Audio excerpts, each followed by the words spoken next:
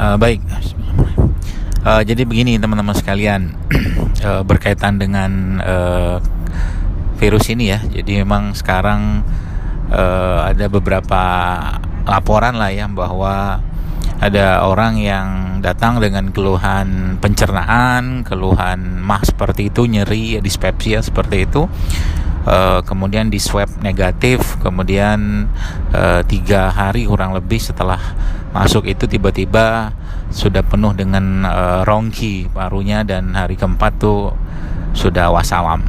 Nah, ini yang saya mau ceritakan, dan karena teman-teman di sini banyak yang berada di garis-garis depan ya, jadi mungkin saya akan kasih beberapa tips-tipsnya supaya teman-teman tetap waspada dan terjaga kesehatannya.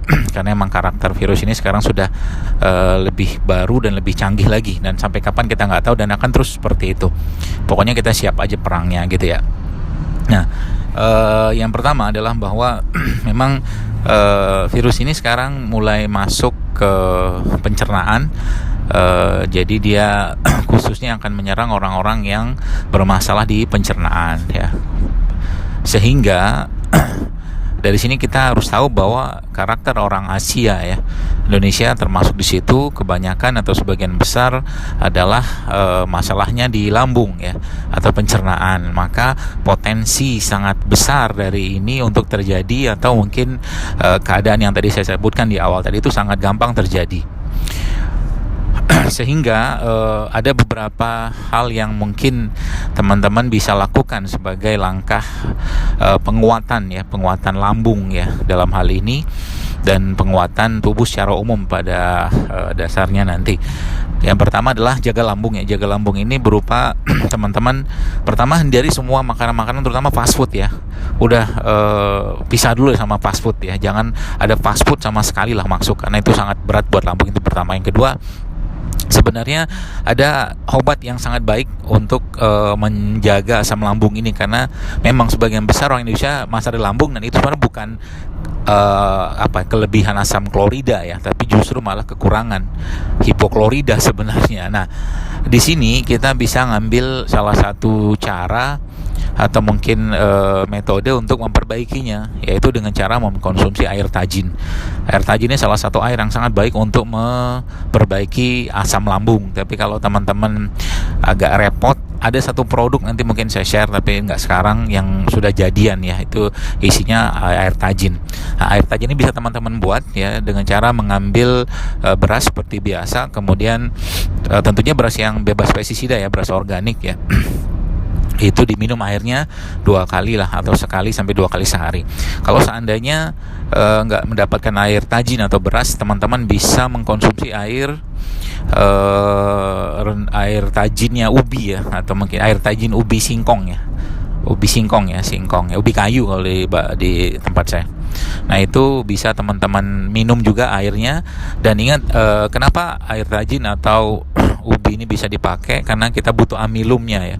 Kita butuh amilumnya untuk menenangkan lah ya, menyeimbangkan lambung supaya tidak bermasalah. Jadi teman-teman yang di sini ada masalah lambung, hati-hati banget, karena sekarang kecenderungan dari virus ini memang mengarah ke sana gitu. Jadi hati-hati banget kalau ada masalah lambung, nyeri segala macam, segera obati. Dan yang paling utama lagi adalah jangan biarkan lambung kosong ya, khususnya yang bermasalah, karena itu satu cara yang sangat mudah untuk makhluk ini masuk gitu. Nah, sehingga disinilah kita perlu asupan-asupan berupa amilum yang teman-teman bisa dapatkan dari 3 jenis makanan ini ya, yaitu alpukat, kemudian pisang, dan bisa tambah dengan kurma. Jadi kalau bisa perutnya jangan dibiarkan kosong, jadi kondisikan untuk terisi terus tapi tidak penuh ya. Dan salah satu makanan yang bisa diasup itu adalah tadi alpukat, pisang dan kurma. Itu bisa di blend, jadi makan dia ya 2 jam lah sekali gitu kan, atau 1 jam, tapi nggak usah banyak-banyak, yang penting terisi di sana, karena dia butuh nutrisi. Sekarang kalaupun Anda minum probiotik, maka probiotiknya tidak akan banyak berperan kalau seandainya nutrisinya nggak bagus.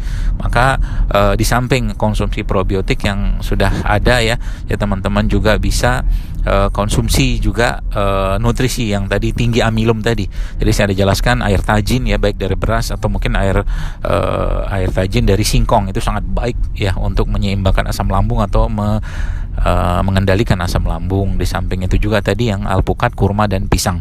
Dan probiotik jangan lepas, pokoknya probiotik jangan lepas. Semua makanan-makanan fermentasi itu dimakan sekarang, dan juga termasuk dalam hal ini adalah makanan buah-buahan ya. Buah-buahan jangan banyak mengkonsumsi buahan yang terlalu matang. Jadi matangnya matang normal aja ya. Itu insya Allah akan sangat bermanfaat untuk menjaga keseimbangan dan kesehatan asam lambung gitu kan, Masya Allah. Itu kurang lebih mungkin. Dan ingat sekali lagi, jaga lambungnya ya, jaga lambung. Yang puasa silakan puasa ya, mungkin yang puasa sunnah ya, Senin Kamis atau segala macam itu. Tapi ingat sahur dan bukanya harus terisi lambungnya ya, jangan sampai lambungnya kosong dan akhirnya menimbulkan nyeri, karena sekarang sedikit saja nyeri lambung ya, dan tubuhnya fisiknya lemah, nutrisinya nggak cukup, maka dia masuk ya, si virus ini masuk. Nah itu yang sekarang tren terjadi. Maka tadi ya mungkin saya jelaskan, pulse oximetry itu juga sangat penting sekarang, karena di swab pun sekarang sekarang kecenderungannya negatif gitu kan. Jadi teman-teman, dua hal penting tadi yaitu nutrisi dan probiotik itu atau simbiotik lah, itu sangat penting. Dan nutrisi yang terbaik saat ini adalah yang tinggi amilum ya, terutama yang berasal dari sayuran atau tumbuh-tumbuhan. Itu mungkin, dan semoga kita selalu dijaga Allah, dan semoga dijauhkan dari penyakit-penyakit khususnya virus ini gitu. Demikian mungkin, mohon maaf saya voice note. Terima kasih.